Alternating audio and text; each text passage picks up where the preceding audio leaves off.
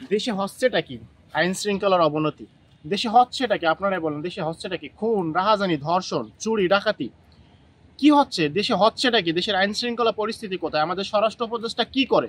উনি গতকালকে রাত 2টা-3টার সময় সংবাদ সম্মেলনে আসে, এটা কি সার্কাস? এটা সার্কাস। উনি ডিরেক্ট বলতেছে এগুলো নাকি আওয়ামী লীগের লোকেরা করতেছে। দোষী তো দোষী, দোষী আওয়ামী লীগ কি বিএনপি কি? এটা তো দেখা যায় সেম পর্যায়ে চলে গেল শেখ হাসিনার পর্যায়ে। শেখ হাসিনা যখন ছিলেন তখন যদি কোথাও চুরিও হইতো, কোথাও ছিনতাই হইতো, কোথাও ধর্ষণ হইতো, কোথাও মারামারি হইতো, কি বলতো? ডিরেক্ট এই কথাটাই বলতো যে এটা হচ্ছে সবগুলো বিএনপির লোকেরা করতেছে। তাহলে আমাদের উপদেষ্টা যিনি হচ্ছেন জ্ঞানী একজন মানুষ, তিনি যদি এই কথা বলে যে এটা হচ্ছে আওয়ামী লীগের দোসররা করতেছে, মানে আওয়ামী লীগের ছেলেরা করতেছে, আওয়ামী লীগের লোকেরা করতেছে, এটা হচ্ছে এই সার্কাসের চেয়ে বড় সার্কাসের একটাও নেই।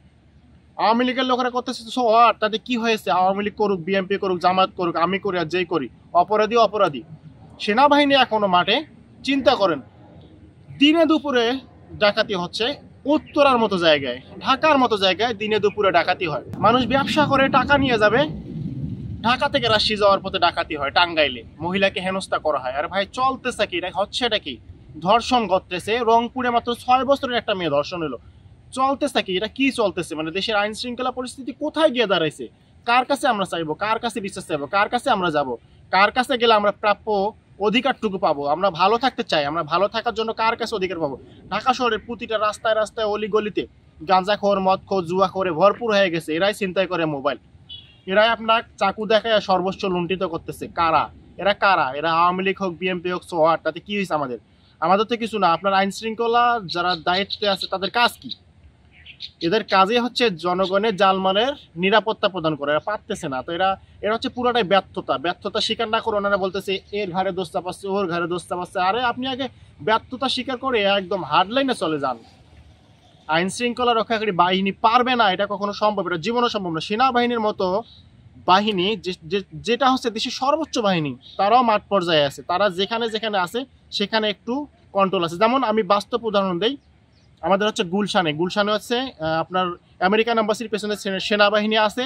ওইখানে কিছু কিছু জায়গায় এখন ছিনতাই নাই, বাট বাদ বাকি যেখানে নাই সেখানে ছিনতাই, ধর্ষণ, রাহাজানি, খুন খারাপি সব হচ্ছে, অফেনে হচ্ছে। আপনি বের হবেন কেমনে? আপনি 1 লাখ টাকা নিয়ে বের হবেন? কোনো কোনো কোনো নিরাপত্তা নেই, জিরো নিরাপত্তা।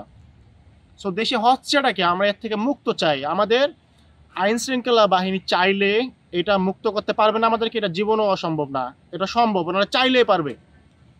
যেসব পুলিশ ভয় পায় তাদেরকে বরখাস্ত করেন, নতুন পুলিশ নিন যাদের কনফিডেন্স আছে যে আমরা পারবো।